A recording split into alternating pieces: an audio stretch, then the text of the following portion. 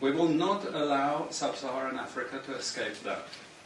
Okay, we do everything to keep sub-Saharan Africa where it is, also impoverished. It's absolutely vital for the prosperity of everyone else. So let's get clear about that.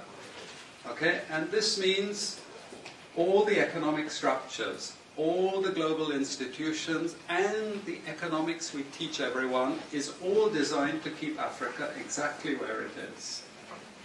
And whether it is Europe or US or now China, it's always the same. We need Africa to be impoverished because we need those raw materials and we need them dirt cheap. Okay, so that's the message. It doesn't mean to say that there's nothing Africans can do. Of course there is.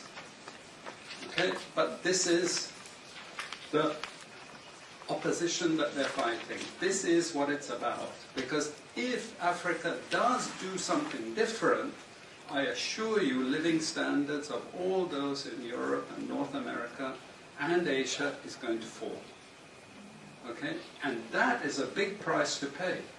I assure you that the West is not going to allow that without a big fight. Okay, so this is what it's fundamentally about. What I want to show you is how these structures are operating.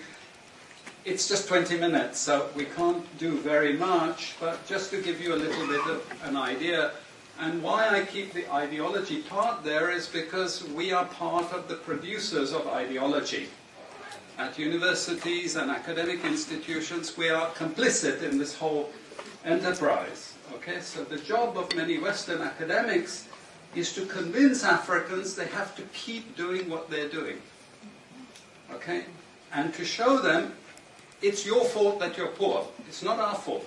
It's your fault that you're poor. You know? So this is what we do in academic institutions, and I want to show that as well.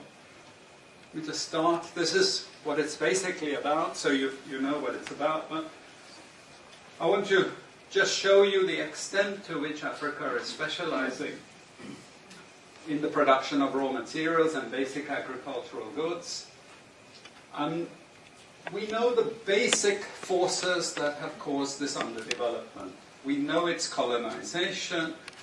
I will not discuss that very much because my colleague speaker is going to go into some aspects of this. But I do want to discuss the global economic structures, the global financial institutions, and economic ideology, briefly, to give you a flavor of those. Let me start with this. You can't really see it so easily, but if those of you who are interested, you want the PowerPoint, I'm sure we can make it available to you. But the thing that you really need to see is the top line. Okay? And the extent of dependency is captured by this statistic at the top. Okay? And you compare it with all other income groups, and what you see is essentially in that one statistic how dependent sub-Saharan Africa is on raw material production. Okay? This is the very heart of what makes sub-Saharan Africa beat. Okay?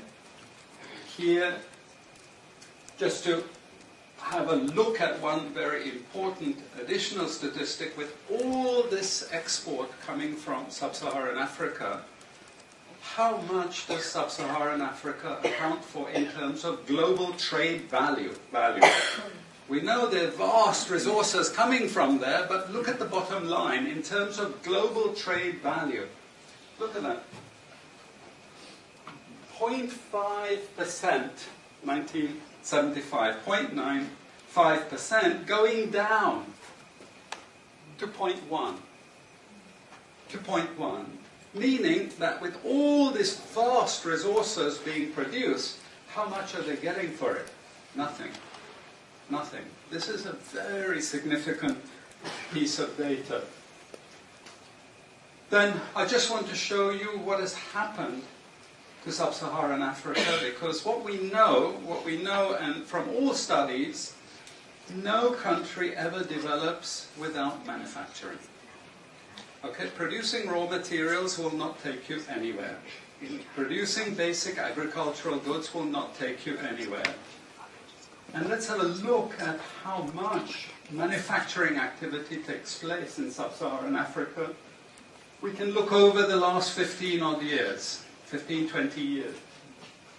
And we see manufacturing has actually declined as a percentage of the total. This is percentages of total production in sub-Saharan Africa.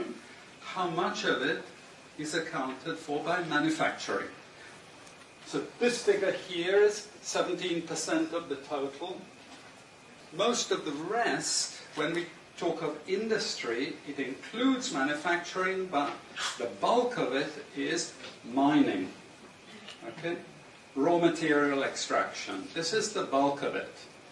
And here we see actually raw material extraction has stayed the same. What has caused industry to fall is the fall in manufacturing production.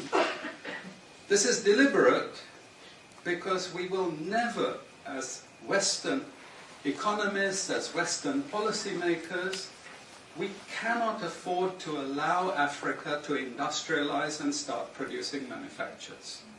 Okay, so we will do everything to stop that. And I'm going to show you how we actually block that. It's